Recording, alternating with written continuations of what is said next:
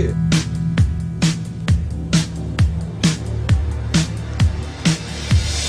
Up all night. Staying up all night. Up all night. Welcome back to the Mantry podcast. I am your host, Reggie Milligan, co-founder at Mantry. This podcast is all about helping you cook better. And we do it audio so you can listen to it on the go. You don't have to sit down, break out any cookbooks, do any heavy studying. This is something meant to throw on while you're commuting, while you're cleaning, while you're on the go, and you can pick up a couple tips so next time you get in the kitchen, you're just a little bit more ready to go. So today, we are talking about a stress-free dinner party, which is a lot different than throwing a regular dinner party because typically you burn down, you freak out, everything burns, your guests go home unhappy. So here are 6 tips for a stress-free dinner party. 1, family style all day. So individual plates, they create way more hassle than you need. Just go with the family style. Cold food to start is your friend. By that, we mean start with cold salads. Start with some apps that you can lay out that you're not cooking anything to order. You know, just invest in a couple cheap white serving platters. You can get them on Amazon. Lay out the food on the table, family style. Let people pick it off themselves. You don't want to be wasting time individually plating for your dinner party. Family style is your friend.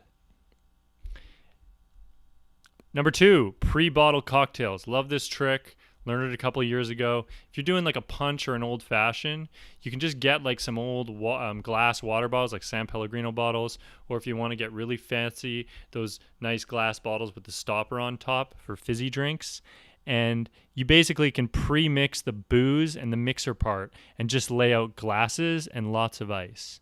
So that way, your guests can serve themselves, but you're still giving them like a fancy, cool cocktail or whatever you want to cover there. And the ability to do it in the glass bottle, it looks sweet. It allows you to put out a couple cocktails if you want to, and guests can kind of serve themselves rather than you sitting there trying to mix different cocktails every time somebody says, yeah, I'll have another old fashioned, or yeah, I'll have another margarita. You can pre-bottle them into like 1 liter bottles in the glass, throw those in the fridge so they're chilled and they're ready to go. Great tip. 3, just serve 1 cocktail. Now, I know I mentioned the previous tip there, you could mix in a couple of cocktails, but it's really the best play to just do 1. Guests won't even notice. You'll save money. There's less headache. Pick an old fashioned or pick jalapeno margaritas or pick whatever it needs to be. You can call it the signature cocktail for the night. But if you have plenty of ice and 1 cocktail, it's more than enough if you're doing a little beer and wine with it. You don't need to have, multiple different boozes with multiple different mixers. 1 good solid cocktail done well beats 5 bad highball options. Number 4, know when to hold back. This one is in the form of a quote from Marcus Samuelsson of Red Rooster up in Harlem. He nails it with this. He says, quote, if you're cooking for someone important, whether it's your boss or a date, never try a new recipe and a new ingredient at the same time. This is perfect advice because too many people go, oh, I'm having a dinner party. This is my big opportunity to do beef Wellington and break out the puff pastry and wrap a beef tenderloin in it and try and do some impossible dish. Or, oh, I'm going to try and do apple soufflés or Armagnac soufflés or whatever. Stick to something you know.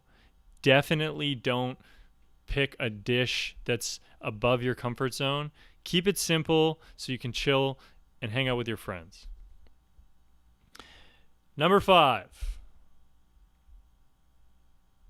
Second to last, but definitely one of the better ones. This is the most crowd-pleasing dessert we know, okay?